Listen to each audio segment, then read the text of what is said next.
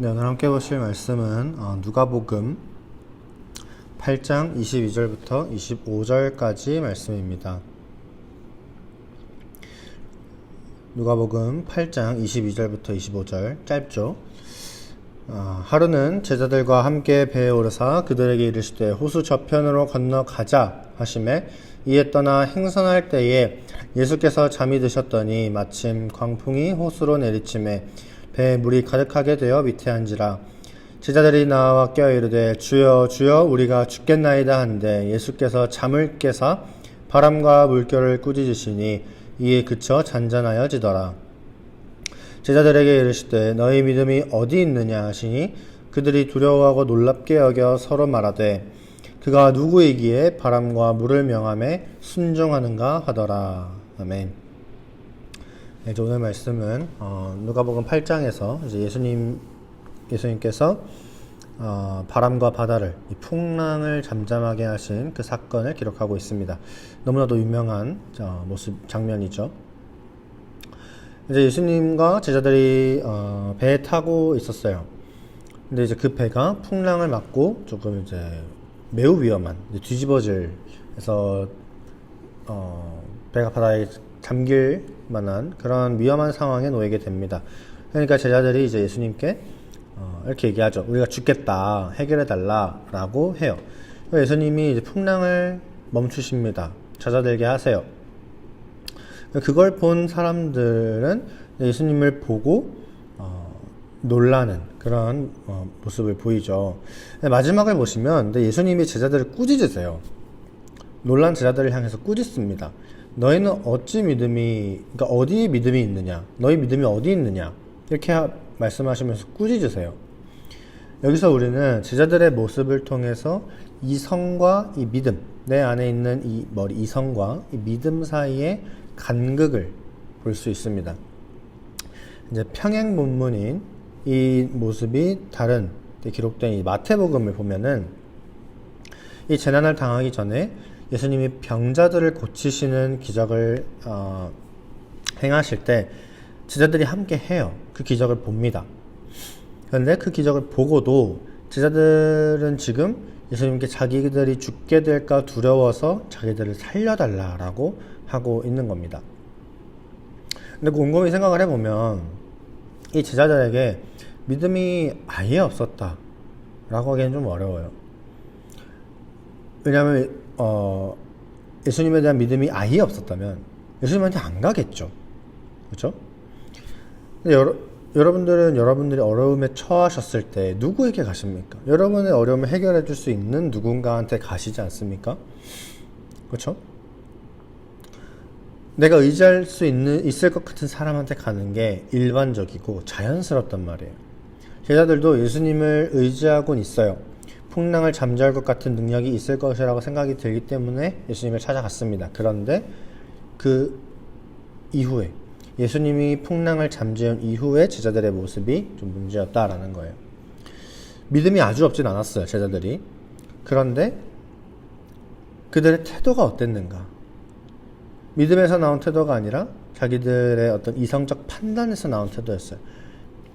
만약 믿음에서 나온 태도였다라고 한다면 두렵지만 그래도 예수님께 정중히 부탁하고 겸손하게 부탁했을 거라고 전 생각이 듭니다. 그리고 예수님께서 풍랑을 잠잠하게 하셨을 때도 놀랐을까요?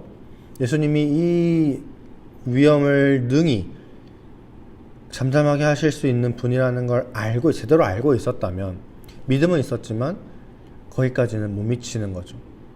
그래서 예수님이 풍랑을 잠잠하게 하셨을 때 제자들이 놀라요, 실제로. 그래서 이 모습을 보고 예수님이 이 제자들에게 너희 믿음이 어디 있느냐라고 하는 거예요.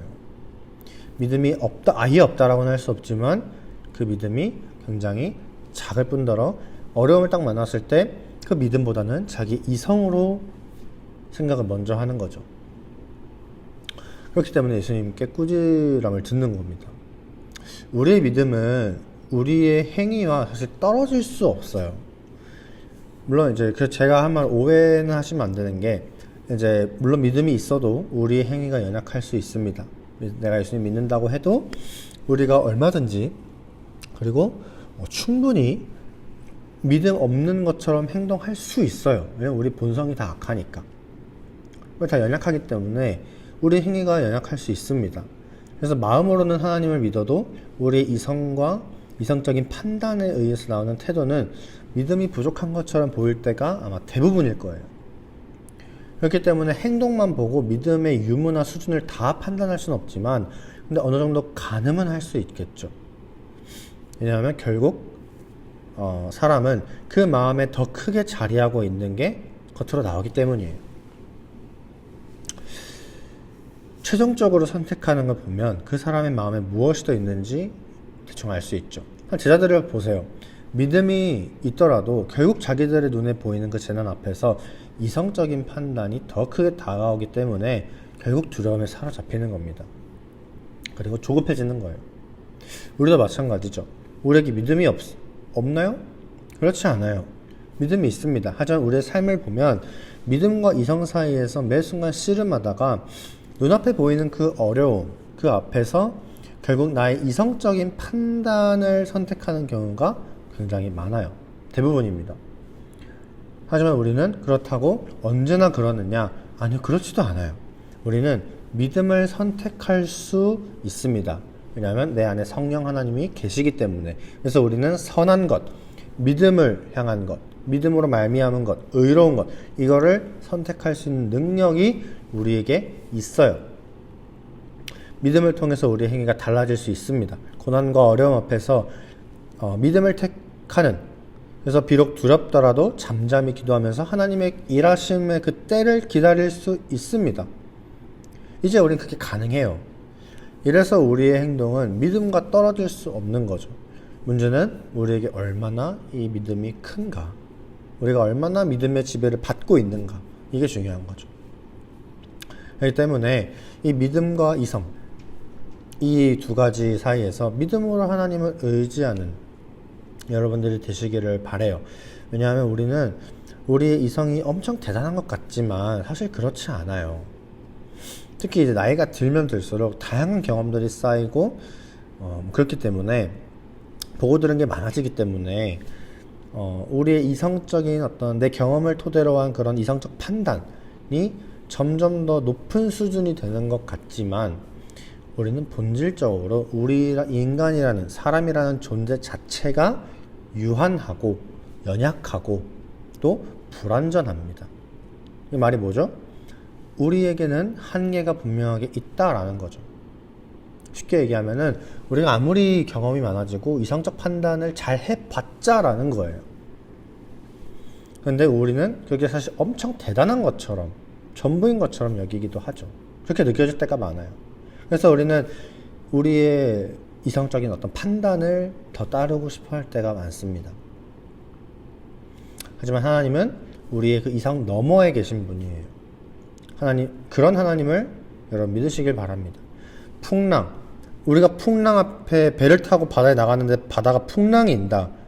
사실 풍랑이 있는 바다는 배를 띄우지 않기도 하지만 내가 배를 띄웠는데 풍랑이 딱 했다? 그러면은 사실 이성적 판단으로는 사람이 그 풍랑, 바다 한가운데 있는 풍랑에서 살아 돌아올 수 없다가 우리 이성적 판단이죠. 그죠? 사람은 그 풍랑을 잠재울 만한 힘과 능력이 없기 때문이에요. 그런데 하나님은 그게 있습니다. 능력이 있으세요. 이성 너머에 계신 창조주시기 때문이죠. 그래서 믿음과 이성의 그 충돌 속에서 믿음의 한 걸음을 내딛는 여러분들이 되셨으면 좋겠어요. 그래서 오늘 함께 기도하셨으면 좋겠는 건 나도 모르게 믿음과 이성을 이제 버무려서 적당히 타협하면서 신앙생활을 하고 있었던 모습들이 있었다면 그런 모습들을 회개하셨으면 좋겠고, 근데 믿음과 그 이성 사이의 그 싸움 앞에서 우리가 믿음을 통한 행동과 그런 삶을 선택하고 또 살아갈 수 있도록 이 두 가지를 놓고 함께 기도하도록 하겠습니다. 함께 기도하겠습니다. 사랑에 많으신 하나님,